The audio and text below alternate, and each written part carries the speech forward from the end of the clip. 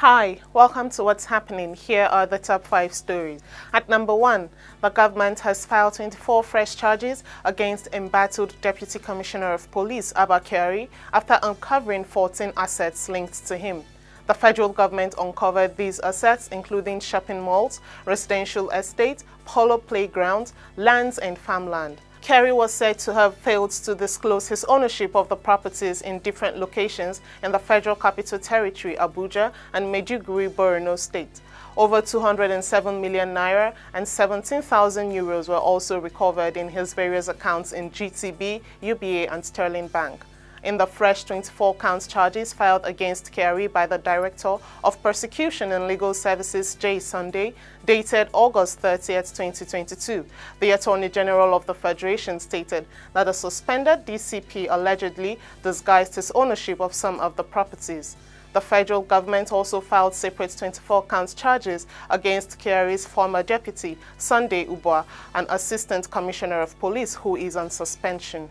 At number 2, the 2-week ultimatum issued by the Nigerian Association of Resident Doctors to the federal and state governments ends today, Monday, September 5th. The association has scheduled its National Executive Council meeting for Saturday, September 10th, 2022 in Jos, Plateau State to deliberate on the ultimatum. Recall the resident doctors had on July 30th, 2022, issued a 2-week ultimatum to the federal government to implement all the agreements it had with the association or risk an indefinite strike. Now its demands include the payment of the newly reviewed Medical Residency Training Fund, the immediate implementation and payment of the new hazard allowance and arrears, and several others. However, according to reports, the federal government has yet to implement the increased hazard allowance and the newly reviewed MRTF. At number 3, Senator Smart Adeyemi has proposed a bill seeking to debar political parties from presenting candidates of the same religion for presidential and vice presidential positions.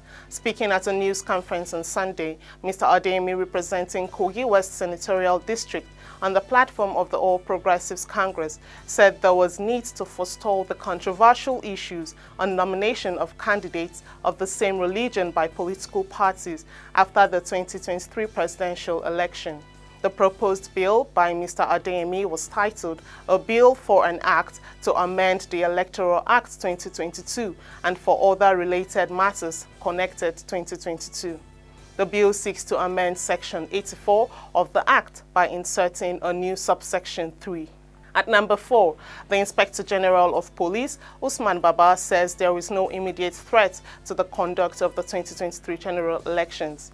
The IGP gave the assurance in a statement issued by the Force Public Relations Officer, Olumuyiwa Adejobi, on Sunday in Abuja. According to Mr. Baba, the assurance followed a robust security threat analysis carried out by the police using global best standards to ascertain the trend of expectations for the electioneering processes. Mr. Baba discussed with Todd Robinson, Assistant Secretary, Bureau of International Narcotics and Law Enforcement Affairs, U.S. Department of State, during the Summit of United Nations Chiefs of Police held in the U.S. He said discussions at the meeting were centered on enhancing support for the Nigerian police training and capacity building program. He added that they also discussed training of police recruits on modern policing themes such as forensic investigations, human relations, and cyber security.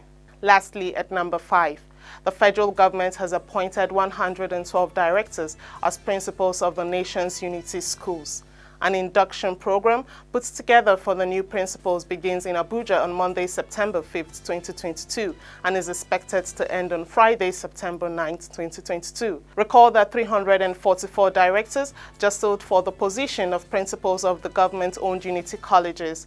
The government had engaged the candidates in a computer-based test. The circular by the Federal Ministry of Education and signed by the ministry's Director of Human Resource Management, David Gende, showed that only 112 of them scaled through the screening process. That's all for now. See you next time on What's Happening.